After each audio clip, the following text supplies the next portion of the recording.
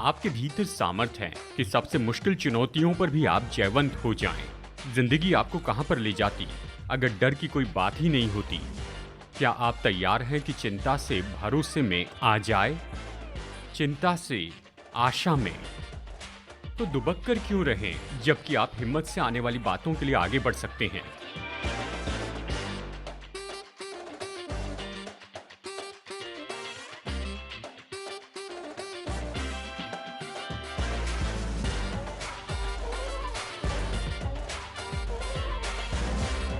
ये समय है कि डर से निकलकर मत डर में आए।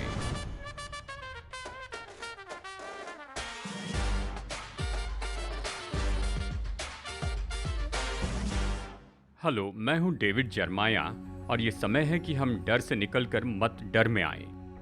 हम में से बहुत से लोगों के लिए केवल धन के बारे में सोचना ही हमारी धड़कन बढ़ाता है और हमारी हथेली से पसीना निकलता है। और हाल ही के समय में शायद आपके जीवन में सबसे मुश्किल आर्थिक समय पैदा हुआ है। लेकिन निश्चय ही आशा है जब आप अपने आर्थिक भविष्य को देखते हैं। अगर हमारी कमजोर अर्थव्यवस्था आपको असुरक्षित रखती है तो आप अकेले नहीं हैं। परमेश्वर 7 सिद्धांतों के द्वारा हमसे बातें करते हैं कि उन चीजों को जाने दे जो पृथ्वी की सुरक्षा की प्रतिज्ञा करती है, कि अनंत काल के मूल्यों की चीजों को स्वीकार करें। मेरे साथ में जुड़िए और इन सिद्धांतों को देखते चले जाएं और निपट ले कर्ज, आर्थिक गिरावट के डर से। आप पाएंगे जब आप परमेश्वर के विश्वास योग्यता पर आधारित रहते तो आप कभी निराश नहीं होंगे। तो इसे देखिए यहीं पर दिशा परिवर्तन में। जब हम खो चुके अपना घर, अपनी संपत्ति, बैंक अकाउंट और हमारे निवेशों को और आर्थिक सुरक्षा के जो विचार थे वो तो पूरी तरह से हट गए और हमारे पास कुछ नहीं था। या अगर हम इस तरह से देखते हैं कि ये मेरे साथ हो सकता है, इसका डर हम में है, तो हम कहाँ पर मुड़े? क्या परमेश्वर कुछ कहना चाहते हैं जिससे हमें तसल्ली मिले? और अवश्य ही आप जानते हैं कि प्रभु ये करते हैं। और बाइबल असल में तसल्ली देने वाली किताब है। बाइबल में भजन संहिता की किताब तो तसल्ली पाने के लिए है। और मेरा पसंदीदा भजन है जिसे आज हम कुछ पलों में देखने वाले हैं, और वो है भजन संहिता 37। ये भजन हमारे दिल से बात करता है जब विपदा का डर हमारे हृदय से बातें करते रहता है। हम कैसे प्रत्युत्तर दें जब हम संसार को देखते हैं और हम सब कुछ कर रहे हैं, प्रभु की आज्ञा मानते हैं, चर्च में आते हैं, भक्तिपूर्ण तरीके से परिवार की परवरिश करते, दशवांश देते हैं, जो जानते हैं कि करना है वो सब करते हैं, तो भी असफल हो रहे हैं। और जिन लोगों को हम जानते हैं वो ऐसा नहीं करते हैं पर वो बुरे काम करते हैं, वो सफल होते हुए दिखते हैं। ये कैसे हो सकता है और ये कैसे जायज़ होगा और ये क्यों हो रहा है? मैं बताना चाहता हूँ इसके बारे में। 2 महत्वपूर्ण वचन हैं जो इससे व्यवहार करते हैं और इसे याद रखना बहुत आसान है। और उनमें से एक है भजन संहिता 37 और दूसरा है भजन संहिता 73। और अगर आप इन बातों को अपने मन में बैठा लें तो जब इसे समझने की कोशिश करेंगे तो जानेंगे कहाँ जाना है। मैं सलाह देना चाहूँगा, भजन संहिता 37 आज की चर्चा के लिए बहुत ही अद्भुत वचन है, क्योंकि ये तो बहुत ही सरल ऐसे वाक्य हैं जो सर्वशक्तिमान परमेश्वर चाहते हैं कि हम करते चले जाएं। जब हम असुरक्षित महसूस करते हैं, केवल जीवन के बारे में नहीं पर सारी बातों में। कई बार जब भजन पढ़ते हैं तो आपने जो पढ़ा उसमें से कुछ सिद्धांत लेकर आते हैं, पर यहाँ भजन में ये सिद्धांत दिए गए हैं। शुरू के कुछ वचनों में ऐसे 7 दिए गए हैं और ये बताते हैं कि परमेश्वर हमसे क्या कहते हैं कि तुम्हें ये करना चाहिए। मुझे पसंद है क्योंकि जब बताया जाता है कि क्या करना चाहिए तो ये पसंद आता है। यहाँ शुरू में वचन 3 में ये कहता है, जहाँ बताया गया परमेश्वर पर भरोसा करने का निर्णय ले। अध्याय 37 वचन 3 कहता है, यहोवा पर भरोसा रख। ये तो भजन संहिता का एक शीर्षक है कि प्रभु पर भरोसा रखें। और ये तो इस चर्चा में बहुत ही महत्वपूर्ण है। आर्थिक स्थिरता की ये पूरी बात तो भरोसे की बात है। हम अपनी चीज़ें रखते हैं जिसे कहते हैं ट्रस्ट। हम उन लोगों पर भरोसा रखते हैं कि वो उन चीज़ों की देखभाल करें। और यहाँ बाइबल कहती है कि जीवन की अनिश्चितता में जीवित रहना है तो परमेश्वर के अनुयायी के रूप में आपको सीखना होगा कि परमेश्वर पर अपना भरोसा रखें। और ये निर्णय है जो आप लेते हैं। आप निर्णय लेते हैं कि परमेश्वर पर भरोसा रखें। भजन संहिता 37 में ये 3 बार बताया गया है यहाँ इस वचन में जो अभी पढ़ा है, फिर वचन 5 में अपने मार्ग की चिंता यहोवा पर छोड़ और उस पर भरोसा रख, और वचन 40 में इस भजन के अंत में ये फिर से आता है। अब सभी को किसी बात पर भरोसा रखना पड़ता है। अगर सारा भरोसा अपने स्रोतों में रख देंगे तो शायद आगे जाकर आपको निराशा मिलने वाली है। अगर आप अपना भरोसा उन चीज़ों पर रखते हैं जो आपने जमा की है इस पृथ्वी पर काम करते हुए, तो भी कभी बड़ी सुरक्षा महसूस नहीं कर पाएंगे। अगर इसे बैंक में रखें और बैंक असफल हो जाए तो, अगर स्टॉक मार्केट में निवेश करें, अगर वो गिर जाए तो फिर क्या होगा? अगर आप इससे सोना और चांदी खरीदें और घर के सेफ में रखें और कोई चोर आकर चोरी करे तो फिर क्या करेंगे? तो अपना भरोसा रखने के लिए आप कहाँ पर कुछ पा सकते हैं जो आपको असफल नहीं करेगा? भजनकार कहता है, परमेश्वर पर भरोसा रखें। और मैं आपको ये सलाह दे दूं कि ये भावनात्मक नहीं है, ये आपका कोई महसूसीकरण नहीं है। जब परमेश्वर पर भरोसा करते हैं तो ऐसे करने का निर्णय लेते हैं। मैं हाल ही में इसके बारे में और ज़्यादा सहमत होते जा रहा हूँ, चाहे उद्धार की बात क्यों न हो। कैसे कोई व्यक्ति विश्वासी बनता है? वो व्यक्ति निर्णय लेता है कि परमेश्वर पर भरोसा रखें। क्या इसका ये अर्थ है कि मसीह विश्वासी होने के उनके सारे सवालों का जवाब उनको मिल गया? बिल्कुल नहीं। लेकिन समय आता है जब उनके पास काफ़ी उत्तर होते हैं और वो कहते हैं, मैं अपना भरोसा परमेश्वर पर रखूंगा, और वो निर्णय लेते कि ऐसा करे। ये चुनाव है। और विश्वासी के नाते जब हम जीवन की अनिश्चितता से निपटते हैं, हमें भी यही चुनाव करना पड़ता है ना? हम ये सोचते हैं कि इस देश में क्या हो रहा है, हम आर्थिक रीति से कहाँ पर जा रहे हैं, क्या हमारे सरकारी अफसर इतना ज़्यादा कर्जा ले रहे हैं कि हमें गिरा देंगे जैसे ताश के पत्ते गिरते हैं, क्या मंदी बहुत बढ़ जाएगी? मुझे पता नहीं, मैं उन बातों पर भरोसा नहीं रखता। मैं परमेश्वर पर भरोसा रखता हूँ। मैं जानता हूँ प्रभु मुझे असफल नहीं करेंगे। शुरू से ही, या कहिए बिल्कुल शुरुआत से, ये तो एक व्यक्ति के चुनाव पर होता है कि परमेश्वर पर भरोसा रखे। अगर आप बाइबल में वचन 25 देखते हैं तो ये शाश्वती देने वाला वचन है। मैं लड़कपन से बुढ़ापे तक देखता आया हूँ, परंतु न तो कभी धर्मी को त्यागा हुआ और न उसके वंश को टुकड़े मांगते देखा है। पौलुस नए नियम में कहता है कि मेरा परमेश्वर भी अपने उस धन के अनुसार जो महिमा सहित मसीह यीशु में है तुम्हारी हर घटी पूरी करेगा। मैं बताना चाहता हूँ परमेश्वर भरोसेमंद है, आप उस पर भरोसा रख सकते हैं। हर परिस्थिति में वो आपकी मदद करेंगे। दूसरा कुरिन्थियों 9:8 कहता है, परमेश्वर सब प्रकार का अनुग्रह तुम्हें बहुतायत से दे सकता है, जिससे हर बात में और हर समय सब कुछ जो तुम्हें आवश्यक हो तुम्हारे पास रहे, और हर एक भले काम के लिए तुम्हारे पास बहुत कुछ हो। बाइबल में देखिए, आपको प्रतिज्ञाओं पर प्रतिज्ञाएं मिलेगी जो इस सच्चाई को निश्चय ही बता देती है कि जब आप परमेश्वर पर भरोसा रखते हैं तो आपने निश्चय ही एक जगह पाई है जहां आप निराश और हताश नहीं होंगे। और फिर वचन का अगला भाग हमें अगला निर्देश देता है, यहोवा पर भरोसा रख और भला कर।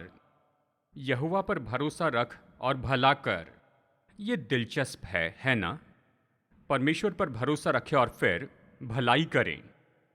अगर आपको इसका अर्थ जानना है तो इस पर एक कमेंट्री है, पहला तीमुथियुस अध्याय 6 में वचन 17 से 19 में। आइए इन वचनों को हम पढ़ते हैं। वो कहता है, इस संसार के धनवानों को आज्ञा दे कि वे अभिमानी न हो और चंचल धन पर आशा न रखें, परंतु परमेश्वर पर जो हमारे सुख के लिए सब कुछ बहुतायत से देता है, ये कहता है, और वे भलाई करें और भले कामों में धनी बने और उदार और सहायता देने में तत्पर हो और आगे के लिए एक अच्छी नींव डाल रखे, ये कहता है। ये ऐसा है जैसे भजनकार कहता है, परिस्थिति ऐसी होती है कि पता नहीं क्या करें तो पहले परमेश्वर पर भरोसा रखें और फिर बैठकर ये सोचने के बजाय कि आपके लिए सब कुछ कैसे होगा, मदद करने के लिए किसी को ढूंढें और आपके पास जो है उससे भलाई करते जाएं। जैसे आज जीवन का हम सामना करते हैं तो ये उससे निपटने का कितना अच्छा तरीका है। भरोसा रखें और भलाई करें। भरोसा रखने के बारे में सब मानते हैं, पर भला करने के बारे में क्या? उसके बारे में क्या जो परमेश्वर ने हमें दिया है? कितने लोग जानते हैं कि चाहे आपके लिए कितना भी बुरा हो, पर कुछ लोग तो आपसे भी बुरी दशा में हैं। ये दूसरा निर्देश है। और फिर ये तीसरा है, परमेश्वर की विश्वास योग्यता में बने रहिए। वचन 3 का अंतिम भाग, एक छोटे वचन में 3 सिद्धांत हैं। सच्चाई पर मन लगाए रहे, यानी उसकी विश्वास योग्यता पर। बाइबल कहती जब प्रभु पर भरोसा करते हैं आप अपने मन और दिल को इस वास्तविकता से भर देते हैं कि वो विश्वास योग्य परमेश्वर है और आपके भरोसे के योग्य है। इस पर सोचते रहें, वो विश्वास योग्य है। भजन 37 के शुरू के वचन हमारा ध्यान लेकर आते हैं परमेश्वर के विश्वास योग्यता की ओर। पर मैं ऐसा कुछ करूंगा जो नॉवल पढ़ते समय मत कीजिए। मैं यहाँ आपको सीधा अध्याय के अंत में लेकर चलता हूँ। और देखिए वचन 40 में यहाँ पर भरोसा शब्द फिर से आता है। यहोवा उनकी सहायता करके उनको बचाता है, वो उनको दुष्टों से छुड़ाकर उनका उद्धार करता है, इसलिए कि उन्हें उसमें शरण ली है। जब आप प्रभु पर भरोसा करते हैं और भलाई करते हैं और फिर अपने मन और दिल को उसके विश्वास योग्यता की सच्चाई से भर देते हैं, ये तो वचन याद करने जैसा है। अपने आत्मिक कंप्यूटर में सच्चाई डालना है। आप बढ़ाते हैं एक तरह से टेफ्लॉन आत्मिक व्यक्तित्व को कि बुरी चीज़ें आपसे दूर हो जाती हैं। आप शायद ये कहें कि मेरा 401 101 हो गया है, लेकिन परमेश्वर अपने सिंहासन पर है। वो हमेशा मेरे लिए विश्वास योग्य रहे हैं। जानता हूँ वो मेरे भरोसे के योग्य हैं। कैसे जानते हैं? खैर, मैं आपको बाइबल में से जो सीखा बताता हूँ। ये कहती है जब मैं विश्वास नहीं करता वो फिर भी विश्वास योग्य है। उसकी विश्वास योग्यता तो कभी घटती नहीं, चाहे मैं कुछ भी करूँ या संसार में कुछ भी हो जाए। वो हमारे भरोसे के योग्य है। कितने लोग जानते हैं? आप इसे नहीं जान सकते हैं जब तक कि जीवन में मुश्किलों में से होकर न जाएं। क्योंकि सब अच्छा होता है तो आप सोचते हैं ये आपके कारण है। जब सब अच्छा चलता है तो आप सोचते हैं कि आप सच में कितने बुद्धिमान हैं, और जैसे वो सब टूटने लगता है तो आप सचेत हो जाते हैं कि आप बिखर सकते हैं। मुझे याद है कुछ समय पहले मैंने एक कहानी पढ़ी थी। बताया जाता है कि डॉक्टर गार्डनर टेलर जो लुसियाना में प्रचार कर रहे थे, उन्हें नियुक्त किया गया कि गांव के किसी चर्च में प्रचार करें। वो ऐसे चर्च में गया और उनमें से कुछ चर्च में मैं गया हूँ जहाँ सेंचुरी में एक ही लाइट बल्ब होता था जो सीलिंग पर लटका होता था। एक शाम गांव के इस चर्च में वो प्रचार कर रहे थे और वो मजबूती से प्रचार कर रहे थे और अचानक बिजली चली गई और लाइट नहीं थे। डॉक्टर गार्डनर को पता नहीं था कि क्या करें, तो अंधेरे के कारण वो लड़खड़ा गए और उन्होंने वहाँ पर बस कुछ ही वाक्य कहे। अचानक उस कमरे के पीछे से एक एल्डर पुकारने लगे, प्रचार कीजिए भाई, हम अंधकार में भी यीशु को देख सकते हैं। और जॉर्ज ने कहा, कई बार अंधकार में हम उसे सबसे उत्तम तरह से देख सकते हैं। उन्होंने कहा, सुसमाचार की अच्छाई ये है कि चाहे हम अंधकार में उसे देख सके या नहीं देखें, वो हमेशा हमें देख सकते हैं। वो हमारे भरोसे के योग्य हैं। बाइबल कहती है कि जब अनिश्चितता के समय से जाते हैं तो प्रभु पर भरोसा करने का निर्णय ले। अपने जीवन से परमेश्वर को आदर करने का काम करे, चाहे आपके जीवन में उथल पुथल क्यों न हो।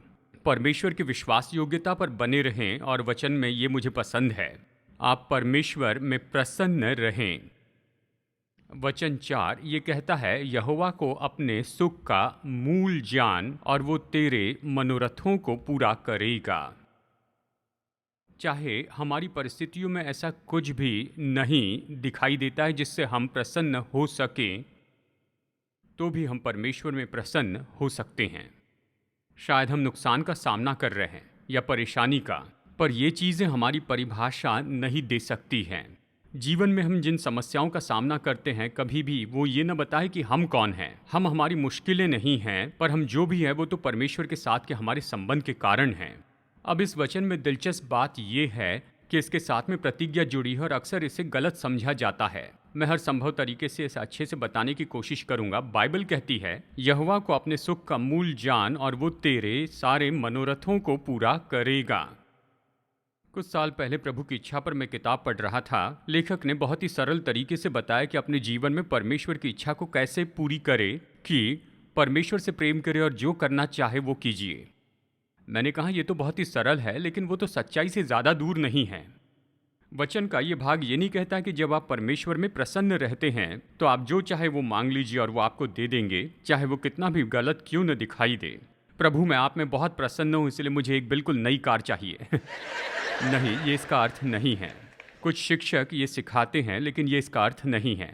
देखिए, इसे गौर से सुनिए। बाइबल कहती है कि यदि आप प्रभु में प्रसन्न रहेंगे, अगर उसमें प्रसन्न रहेंगे, आपकी सारी खुशी केवल उसी में रहेगी, तो आप उससे ऐसा कुछ नहीं मांगेंगे जो कि वो जो है उससे मेल नहीं खाता है। प्रभु में जब आप प्रसन्न रहते हैं तो आपकी जो ज़रूरत है, आप जो चाहते हैं, वो उससे मांगते हैं। ये तो उस संदर्भ में होता है जिसमें आप मांगते हैं। अगर आप सच में परमेश्वर में प्रसन्न हैं तो उससे मांग सकते हैं आप जो भी चाहते हैं, और वो आपके मनोरथों को पूरा करेंगे। तो बाइबल हमें बताती है कि अनिश्चित समय में ऐसा कुछ है जो कि हम कर सकते हैं। प्रभु पर भरोसा रख सकते हैं, ऐसा काम कर सकते हैं जिससे उसे आदर मिले, प्रभु की विश्वास योग्यता में रह सकते हैं, उसमें प्रसन्न रह सकते हैं और फिर अपना जीवन परमेश्वर को समर्पित करें। वचन 5 में कहता है, अपने मार्ग की चिंता यहोवा पर छोड़ और उस पर भरोसा रख, वही पूरा करेगा। इसका अर्थ है, आप ऐसी जगह पर आते और कहते, प्रभु ये मेरा जीवन है, मुझे पता नहीं कि आगे क्या होगा, मुझे पता नहीं मेरे लिए क्या रखा है और ये सब कुछ कहाँ पर जा रहा है, पर मैं ये आपको समर्पित करता हूँ। मैं इस पेज के नीचे दस्तखत कर रहा हूँ, प्रभु आपको जो भी भरना है भर दीजिए, मैं यही हूँ, ऐसा ही कर रहा हूँ। मेरा जीवन आपका है प्रभु परमेश्वर, हम इसमें एक साथ हैं, मैं अपना जीवन आपको सौंपता हूँ। जब हम अपने जीवन में देखते हैं तो कई बार हमें ये मानना पड़ेगा कि जिन्हें हमने नकारात्मक सोचा था, ये तो वो मार्ग है जिसमें परमेश्वर कुछ सकारात्मक करने को तैयार हो रहे थे और हमने उसे काम करते देखा। तो हम प्रभु पर भरोसा करने का निर्णय लेते हैं, हम प्रभु में प्रसन्न होते हैं। वचन 4, हम समर्पण करते हैं अपना जीवन प्रभु को। वचन 5, और मुझे ये पसंद है, अपनी चिंता परमेश्वर को भेजिए, बस ऐसा ही कीजिए, भेज दीजिए। वचन 7, उस मनुष्य से न कूड़ जिसके काम सफल होते हैं और वो बुरी युक्तियों को निकालता है। इस तरह से ये कहता है। बाइबल कहती है कि दूसरे लोगों के साथ में क्या हो रहा है इस बात की चिंता करते हुए न रहें। मैंने आपको पहले भी बताया कि विश्वासी की नाते हम कई बार क्या करते, इधर उधर देखते हैं, कहते प्रभु आपकी सेवा कर रहा हूँ, अपने जीवन से आपका आदर कर रहा हूँ, आज्ञाकारी विश्वासी होने के लिए जो भी जानता हूँ वो सब कर रहा हूँ, मुझे क्यों इतनी मुश्किलें हो रही हैं। और जबकि ये लोग जो कि कोसे बिना आपका नाम भी नहीं लेते हैं वो सफल होते दिखते हैं। और बाइबल कहती है कूड़ मत कूड़ मत। कूड़ना ये दिलचस्प शब्द है, इसके दो अलग अर्थ है। इसका एक अर्थ है, कूड़ना शब्द का एक अर्थ है लड़खड़ा कर चलना, चूहा जैसे रस्सी पर चलता है, और इसका दूसरा अर्थ है कि अचानक आग के जैसे विस्फोट पाना। और चिंता तो ऐसी है, ये आपके भीतर आपको खा जाती है, यानी आपके भीतर कुछ जल रहा है। तो प्रभु यीशु ने कहा कि जब दूसरे लोगों के जीवन को तुम इस तरह देखते हो तो कूड़ मत, तो चूहे को मारे, उसे जला दे और फिर आगे बढ़े। आमेन। क्योंकि अगर आप उसकी चिंता करते रहेंगे तो कुछ भी नहीं बदलेगा, एक भी चीज़ नहीं बदलेगी, बस आपको छोड़ या आपको बर्बाद कर देगी। इस भजन में हमें बताया गया कि परमेश्वर के पास योजना है और उसकी योजना में ये जुड़ा है कि जहाँ जो होना चाहिए वो वहाँ पर वापस आए। बार बार यहाँ पर भजन में ऐसे वाक्य हैं जो इस तरह से कहते हैं कि वे जल्दी ही घास के जैसे काटे जाएंगे। दुष्ट के बारे में कहता है कि वो बाकी नहीं रहेंगे, वो नाश हो जाएंगे, उन्हें काटा जाएगा। कितने लोग जानते हैं परमेश्वर अपना लेखा सेटल करते हैं, लेकिन जब वो चाहे तब उसे सेटल नहीं करते हैं। एक दिन तो निश्चय ही इसे सेटल किया जाएगा। किसी को भी कोई फ्री पास नहीं मिलता है। ये एक एक्सरसाइज है जो मैं आपको बताना चाहता हूँ, और ये की गई पास्टर और लेखक लेनर्ड ग्रेफर्ड द्वारा। उन्होंने यही किया, उन्होंने बदल दिया रिप एंड विंकल को, जो वॉशिंगटन अर्बन कैरेक्टर थे, अमेरिका से 1930 के जर्मनी में। ये कहानी ज़रा गौर से सुनिए। आपको कहानी याद है, रिप 20 साल के लिए सो जाता है और फिर वो उस नगर का चक्कर लगाता और पाता है कि उसे कोई भी याद नहीं करता है। ये पुरानी कहानी है, पर ग्रिफिथ के वर्जन में द विंकल बहुत ही डर जाता है जब वो हिटलर को उभरते हुए देखता है और यूरोप को जीतने लगता है। तो वो किसी तरह से इन भयानक घटनाओं से बचकर निकलना चाहता है और वो सो जाता है, और फिर जब जागता है तब तक 1950 आ जाता है और पूरी दुनिया में बड़ा फर्क आया है। नाज़ी लोग चले गए, उनके चिन्ह चले गए, हिटलर के क्रूर जवान नहीं रहे, संसार पर राज्य करने का अहंकार नहीं था, थर्ड राइक के जितने भी मास्टरमाइंड थे सब मर चुके थे या जेल में थे या मारे जा रहे थे। रिप और विंकल फिर भजनकार के शब्दों को समझ पाए। मैंने दुष्ट को बड़ा पराक्रमी और ऐसा फैलता हुआ देखा जैसा कोई हरा पेड़ अपनी निज भूमि में फैलता है, परंतु जब कोई उधर से गया तो देखा कि वो वहाँ है ही नहीं। इसी तरह से होता है ना? वो सफल होते दिखाई देते हैं, लेकिन ज़रा रुके रहिए। परमेश्वर हमारे जैसे समय को नहीं गिनते हैं, लेकिन अंत में ही जो कभी हल नहीं किया जा सकता ऐसे दिखता था, वो परमेश्वर हल कर देते हैं। 1930 में बहुत से लोग सोचते थे परमेश्वर ने नाज़ी को क्यों संपन्न होने दिया, उसने नहीं किया। उसने अपने टाइम टेबल के अनुसार उनसे व्यवहार किया और उसने पूरा कर दिया। 7 में से यह अंतिम है और इसके बाद संदेश खत्म करेंगे। अपनी चिंताएं परमेश्वर को भेजिए और फिर अंत में खुद को अनुशासित कीजिए कि प्रभु की राह देखे। काश ये बाइबल में होता। मुझे राह देखना पसंद नहीं। आराम के बजाय रफ्तार मुझे पसंद है और राह देखना मेरी पसंदीदा चीज़ नहीं है। प्रभु की राह देखें, इसका क्या अर्थ है? इसका मतलब परमेश्वर काम कर रहे हैं, वो अपने समय के अनुसार काम कर रहे हैं और वो बाध्य नहीं कि अपने टाइम टेबल को आपके या मेरे टाइम टेबल के साथ बदल दें। अगर हम कहें कि प्रभु क्या आप इसे हल करेंगे, तो वो कहते हैं हाँ, क्या आप इसे हल करेंगे अभी। और वो कहते हैं राह देखो, और हमें राह देखना पसंद नहीं है। राह देखने में हम सीखते हैं, राह देखने में हम बढ़ते हैं। राह देखना ही तो होता है प्रतिज्ञा और उसकी परिपूर्णता में। राह देखना हमारा विश्वास बढ़ाता है। राह दिखाना याद दिलाता है परमेश्वर हमारे समय के अनुसार काम नहीं करते, हम उसके अनुसार काम करते हैं। अगर हम राह देखना सीख ले तो परमेश्वर को कुछ महान काम करते हुए देखेंगे। थोड़ा बुजुर्ग होने का एक आनंद ये है कि पीछे मुड़कर भूतकाल को देखें कि परमेश्वर ने उन चीज़ों को कैसे हल किया जिसके बारे में सोचता था कि ये कैसे हल होंगे। परमेश्वर इस पूरे समय में काम कर रहे थे। मैंने उसे नहीं देखा और मुझे वहाँ पर राह देखनी पड़ी। लगभग 200 साल पहले अमेरिका तो बहुत ही आर्थिक संकट से होकर गया। 1837 की वो आर्थिक मंदी इतिहास के किताबों में से विवरण से बताया है। एना और सूजन वार्नर और उनके पिताजी हेनरी वार्नर, वो अपने जीवन के उस समय में बड़े बंगले में रहते थे जो कला के खजाने से भरा था। हाई क्लास फर्निशिंग और नौकरों की मानो फौज थी। वो तो धन के संसार में सबसे ऊंचाई पर थे। और फिर उसके बाद में मंदी आई, मार्केट क्रैश हो गए और उसके साथ हेनरी वार्नर के निवेश घट गए। परिवार सब कुछ खो बैठा और वो बड़े कर्ज में पड़ गए। न्यूयॉर्क शहर को छोड़कर वो नदी के किनारे के पुराने घर में चले गए। आर्थिक रीति से हेनरी का गिरना उससे वो बहुत परेशान हो गए और वो उससे कभी बाहर नहीं आ पाए। बेटियां जो महंगी पार्टियों में जाती और सोशल वर्ल्ड में जुड़ी रहती, अब उन्होंने जाना कि उन्हें कुछ न कुछ काम करना पड़ेगा, बस इसलिए ताकि परिवार कुछ खा सके, ताकि किसी तरह से वो कर्ज में पूरे न डूबें। उनमें ज़्यादा टैलेंट तो नहीं थे, लेकिन वो एक बात तो जानते थे कि कैसे लिखे। इतिहास की ये कहानी हमें प्रोत्साहित करने वाली है। उन्होंने कुछ लिखा और पब्लिशर को ढूंढा और आखिरकार पब्लिशर ने सूजन वार्नर की नॉवल पसंद की, द वाइड वाइड वर्ल्ड, और फिर वो बहुत सफल होने लग गए। इन दो बहनों ने मिलकर 100 से भी ज़्यादा किताबें लिखी हैं और ये सब सुसमाचार की बुनियाद पर बने थे। और एक किताब का नाम था से एंड सील, और इसमें एक छोटी सी कविता थी जो एना ने इस कहानी में रखी थी। और इस छोटी कविता की शुरुआत इन शब्दों से थी, Jesus loves me this I know. Song writer William Bradbury ने संगीत जोड़ा और अब जीसस लव्स मी पूरे संसार में पसंद किया जाता है। अब तक लाखों और करोड़ों बच्चे परमेश्वर से मुलाकात कर पाए इस पहले छोटे गीत के द्वारा ही।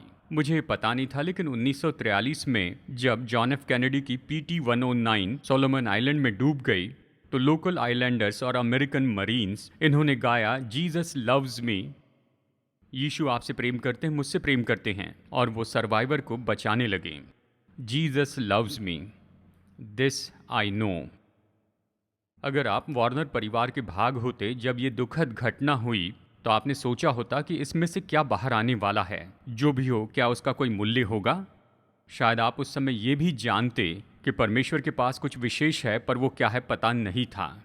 उस परिवार के उस समय के बुरे वक्त में से बस एक छोटा सा गीत आया था जिसे परमेश्वर ने उपयोग किया कि पूरे संसार को आशीष दे, और इससे लाखों करोड़ों बच्चे प्रभु यीशु को जानने लगे हैं, क्योंकि उन्होंने पाया कि यीशु उनसे प्रेम करते हैं।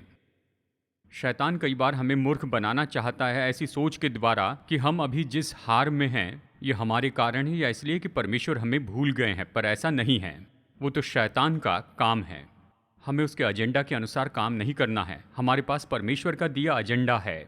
राह देखना हमेशा बुरी बात नहीं है। कई बार राह देखने में हम सीखते हैं कि परमेश्वर पर भरोसा रखें। तो अगर आप अनिश्चितता में हैं या ऐसे कुछ लोगों को जानते हैं, तो मैं आपको भजन 37 पढ़ने के लिए कहूँगा। अगर आप नहीं चाहे तो इसे पूरा भी नहीं पढ़ सकते हैं, क्योंकि इस भजन में ये बहुत ही संक्षिप्त में निर्देश दिए हैं। मैंने अपनी बाइबल में सारे निर्देशों को रेखांकित किया है। परमेश्वर का वचन कहता है उस पर भरोसा रखो, भला करो, उसकी विश्वास योग्यता को देखो, उसमें प्रसन्न रहो, अपने मार्ग परमेश्वर को समर्पित करें और प्रभु की राह देखें। जब हम ऐसा करेंगे तो हम खोज निकालेंगे। प्रभु नियंत्रण करते हैं और हम उस पर भरोसा कर सकते हैं, और इन सारी बातों के बीच में हम बहुत बलवान होंगे। अगर आप परमेश्वर को यीशु मसीह के द्वारा जानते हैं तो ये आपके पास एकमात्र स्रोत है। जैसे हम इस संदेश के अंत में आप पहुंचे हैं, तो मैं आपको सलाह देना चाहता हूं कि अगर अब तक आपने परमेश्वर पर भरोसा नहीं रखा है तो आपको यही करना चाहिए। आज ही इसे करने का निर्णय लीजिए। बस इसे करना चाहे, इससे कुछ अजीब करने की ज़रूरत नहीं।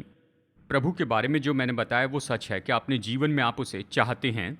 ये इसी तरह से होता है। परमेश्वर आप एक व्यक्ति है, इसके बारे में जो भी कहता है उसे स्वीकार करते। मैंने इसे स्वीकार किया। सबके बारे में ये सही है। जानते हैं क्या है कि हम सब पापी हैं। सोचिए ज़रा, हम सब पापी हैं।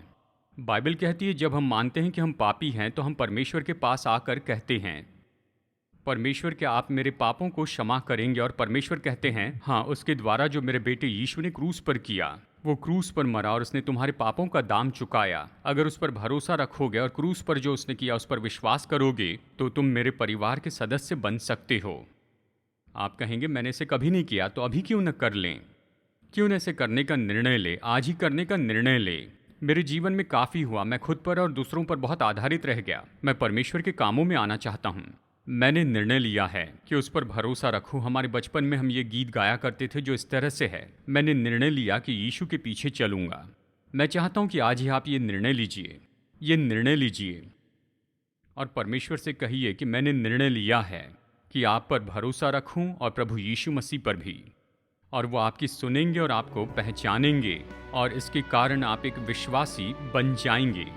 और ये सब जो मैंने प्रतिज्ञा की है भजन संहिता 37 से, ये आपके जीवन में होने लगेंगे।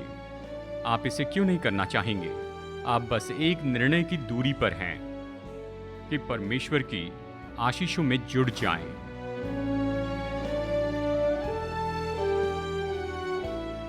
आज दिशा परिवर्तन में मेरे साथ जुड़ने के लिए धन्यवाद। जितना ज़्यादा हम वचनों का अध्ययन करें उतना ज़्यादा समझेंगे कि हमारे प्रेमी परमेश्वर हम में से हर एक के साथ व्यक्तिगत संबंध रखना चाहते हैं। अगर आप ये संबंध शुरू करना चाहते हैं और निश्चित करना चाहते कि अनंतकाल परमेश्वर के साथ रहेंगे, तो बस आपको पापों से पश्चाताप करना है और यीशु से कहिए कि वो आपके प्रभु और उद्धारकर्ता हो जाएं। अगर आज आपने ये विश्वास का कदम उठाया है तो मैं प्रोत्साहित करता हूँ कि अपना ये निर्णय दूसरे विश्वासियों को बताएं, भरोसेमंद सेवकाई को बताएं या लोकल चर्च को, और अपने विश्वास में निरंतर बढ़ते जाएं। प्रभु आपको आशीष दे और मैं अगली बार मुलाकात करने की आशा करता हूँ यही दिशा परिवर्तन में।